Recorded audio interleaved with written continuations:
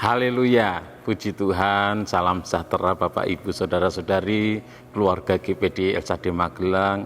Tuhan Yesus memberkati. Salam revival, berubah, berkarya, menjadi berkat. Puji Tuhan, hari ini saya akan membacakan firman Tuhan dari kitab Amsal pasal 19 ayat 14. Amsal pasal 19 ayat 14, demikian bunyi firman Tuhan. Rumah dan harta adalah warisan nenek moyang, tetapi istri yang berakal budi adalah karunia Tuhan. Renungan firman Tuhan hari ini saya beri tema istri yang berakal budi. Istri yang berakal budi. Di dalam Amsal pasal 19 ayat 14 yang sudah kita baca memberikan perbandingan antara harta dan seorang istri yang berakal budi. Rumah, harta, kekayaan dapat diperoleh dari warisan nenek moyang, dapat diperoleh dari warisan orang tua, dapat diperoleh dari warisan kakek nenek. Sekalipun tidak semua rumah, tidak semua kekayaan, harta benda itu diperoleh dari warisan, tetapi rumah, harta dapat diperoleh dari warisan. Tetapi ternyata istri yang berakal budi merupakan pemberian Tuhan, merupakan karunia dari Tuhan. Istri yang berakal budi itu karunia Tuhan, pemberian Tuhan, pemberian dari orang tua. Rumah, harta, kekayaan itu bersifat sementara, bisa habis, tidak kekal. Namun Tuhan memberikan sesuatu yang melebihi dari sekedar harta. Tuhan memberikan sesuatu yang melebihi dari sekedar kekayaan.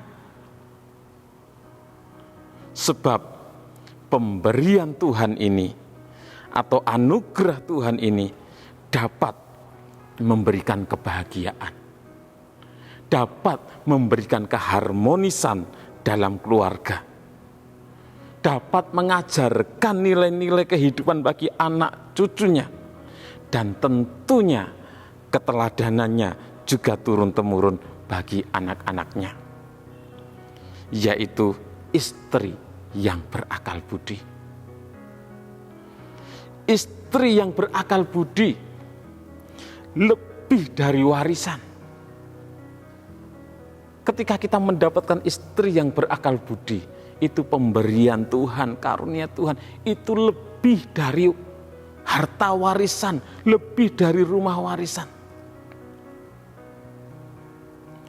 Kata berakal budi dalam terjemahan King James Version memakai kata prudent, yang artinya bijaksana. Jadi istri yang berakal budi yang dimaksud adalah istri yang bijaksana, dan tentunya juga yang takut akan Tuhan. Jadi istri yang berakal budi itu istri yang bijaksana dan takut akan Tuhan, atau bisa disebut dengan istri yang saleh.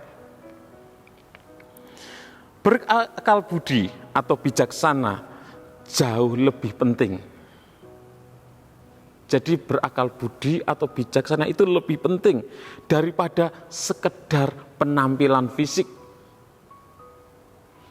Dan jika seorang pria atau seorang suami mendapatkan istri yang berakal budi menurut Alkitab, maka ia mendapat sesuatu yang bernilai lebih dari harta, mendapatkan sesuatu yang bernilai lebih dari kekayaan.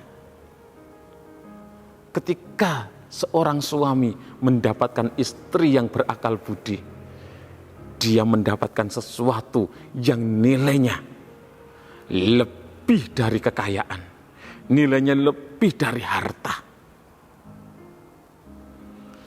Itu adalah karunia, pemberian dari Tuhan. Dengan kata lain, menikah dengan seorang istri yang saleh atau seorang yang berakal budi, seorang yang bijaksana dan takut akan Tuhan adalah berkat khusus dari Tuhan. Berkat dari Tuhan yang melebihi harta, melebihi kekayaan. Memiliki pernikahan yang bahagia tidak terlepas dari peran seorang istri yang berakal budi. Karena kebahagiaan dalam rumah tangga juga tidak terlepas dari peran seorang istri. Bapak, Ibu, Saudara yang kasih Tuhan, dari sini kita dapat memahami bahwa peran seorang istri yang berakal budi memiliki dampak yang besar terhadap suami, memiliki dampak yang besar terhadap anak-anak. Dan hal ini sepadan dengan istilah di belakang suami yang sukses ada istri yang hebat. Sebab selain dapat memberikan kebahagiaan dalam keluarga, seorang istri yang berakal budi atau bijaksana dan takut akan Tuhan, seorang istri yang saleh itu juga berpengaruh kepada keberhasilan sang suami melalui motivasi atau memberi semangat kerja kepada suami, mengatur keuangan dengan bijaksana, memberikan perhatian kepada suami dan anak-anak, dan lain sebagainya. Bagaimana menjadi istri yang berakal budi? Kalau kita melihat untuk menjadi istri yang berakal budi, ada banyak pandangan mengenai istri yang berakal budi. Namun yang menjadi dasar utama ialah tentunya hidup takut akan Tuhan. Jadi menjadi istri yang berakal budi itu yang utama, dia hidup takut akan Tuhan. Di dalam Mazmur 128 ayat 1 dikatakan, nyanyian siarah, berbahagialah setiap orang yang takut akan Tuhan, yang hidup menurut jalan yang ditunjukkannya. Jadi akan berbahagia.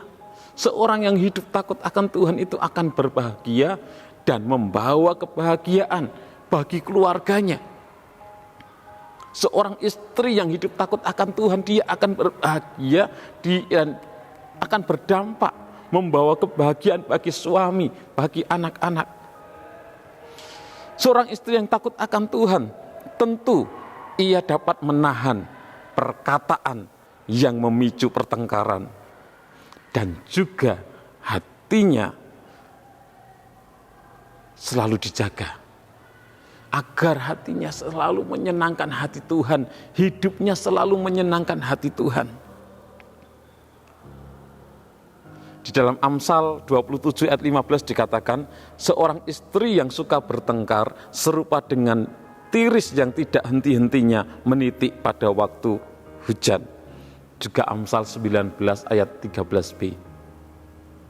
Hampir sama.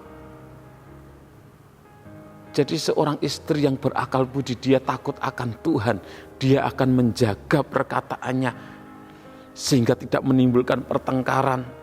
Dia tidak suka bertengkar, dia akan menjaga hatinya supaya menyenangkan hati Tuhan hidupnya. Yang kedua, untuk menjadi istri yang berakal budi, tentunya harus menjadi istri yang tunduk sepenuhnya kepada sang suami, seperti halnya kepada Tuhan. Itulah yang Tuhan inginkan, yang Tuhan katakan di dalam firman-Nya. Seorang istri harus tunduk kepada suaminya seperti kepada Tuhan. Di dalam Efesus 5 ayat 22-24 dikatakan, "Hai istri, tunduklah kepada suamimu seperti kepada Tuhan, karena suami adalah kepala istri sama seperti Kristus adalah kepala jemaat. Dialah yang menyelamatkan tubuh. Karena itu sebagaimana jemaat tunduk kepada Kristus, demikian jugalah istri kepada suami dalam segala sesuatu." Juga dalam 1 Petrus pasal 3 ayat 1-7. Jadi seorang istri yang berakal budi, dia akan hidup melakukan firman Tuhan. Dia akan tunduk sepenuhnya kepada suaminya. Namun bukan berarti para suami bisa bersikap semena-mena terhadap istrinya. Melainkan para suami harus mengasihi istrinya seperti halnya mengasihi dirinya sendiri. Efesus 5 ayat 25-33. Ada beberapa kali dikatakan suami harus mengasihi istrinya seperti dirinya sendiri. Jadi istri yang berakal budi tunduk kepada suaminya, tetapi suami tidak boleh semena-mena. Suami harus mengasihi istri, suami harus hidup bijaksana dengan istri. Dan yang ketiga, menjadi istri yang berakal budi adalah selain tunduk terhadap suami, Tuhan juga menghendaki seorang istri menjadi istri yang cakap berdasarkan Amsal 31 ayat 10-31. Bapak Ibu bisa membaca sendiri dalam Amsal 31 tentang istri yang cakap mulai ayat 10, di mana istri yang cakap disebut sebagai mahkota suaminya di dalam Amsal 12 ayat 4a. Bapak, Ibu, Saudara, terlebih khusus para ibu-ibu, para wanita, menjadi istri yang berakal budi memang tidak mudah. Namun ini merupakan kunci untuk mendatangkan kebahagiaan di dalam keluarga. Menjadi kunci untuk mendatangkan kesuksesan bagi sang suami. Ini merupakan kunci yang mendatangkan keberhasilan pendidikan dan masa depan anak. Dan juga menjadi pewaris kerajaan surga. Jadi ibu-ibu, kaum wanita, jadilah istri yang berakal budi. Suami-suami, hiduplah mengasihi istri seperti diri sendiri, dan hiduplah bijaksana dengan istri. Tuhan Yesus memberkati. Terima kasih kepada Bapak Ibu Saudara yang sudah dengan setia mengikuti renungan 79, kiranya menjadi berkat bagi kita semuanya. Bagi Bapak Ibu Saudara yang ingin menyampaikan kesaksian, baik kesembuhan, juga pertolongan Tuhan dalam masalah keluarga, masalah pekerjaan dan lain sebagainya, dapat menyalurkan melalui chat WhatsApp di nomor 0813 2742 0088. Mari kita berdoa. Kami bersyukur Tuhan, Engkau selalu mengasihi kami, Engkau selalu membimbing kami, Engkau selalu menuntun kami melalui firman-Mu Tuhan. Mampukan kami untuk menjadi pelaku-pelaku firman-Mu. Bagi suami-suami, mampukan kami untuk hidup mengasihi istri, hidup bijaksana dengan istri. Bagi istri-istri, mampukan untuk menjadi istri yang berakal budi, hidup takut akan Engkau Tuhan, hidup bijaksana Tuhan. Terima kasih Tuhan. Bagi umat-umat-Mu yang membutuhkan kesembuhan, di dalam nama Tuhan Yesus, Engkau alirkan kuasa kesembuhan itu Tuhan. Bagi umat-umat-Mu yang membutuhkan pemulihan di dalam masalah keluarga, di dalam nama Tuhan Yesus, Engkau alirkan kasih-Mu, memulihkan setiap hubungan suami istri, orang tua anak-anak, dipulihkan kasih-Mu melimpah Tuhan. Bagi umat-umat-Mu yang membutuhkan jalan keluar, di dalam nama Tuhan Yesus Kristus, di dalam Engkau ada jalan keluar Tuhan. Bagi umat-umat-Mu yang berputus asa, di dalam nama Tuhan Yesus Kristus, di dalam Engkau ada pengharapan Tuhan. Terima kasih Tuhan, bangkitkan semangat, bangkitkan pengharapan mereka Tuhan. Apapun pergumulan dari umat-umat-Mu, Engkau nyatakan kemuliaan-Mu, nyatakan kuasa-Mu, nyatakan pertolongan-Mu di dalam nama Tuhan Yesus. Ya Tuhan, tolonglah kami keluarga GPD El Shaddai Magelang dapat mengasihi dengan sungguh-sungguh, melayani seorang akan yang lain sesuai dengan karunia yang telah diperoleh dari kasih karunia Allah. Dalam nama Tuhan Yesus kami berdoa bersyukur. Haleluya. Amin.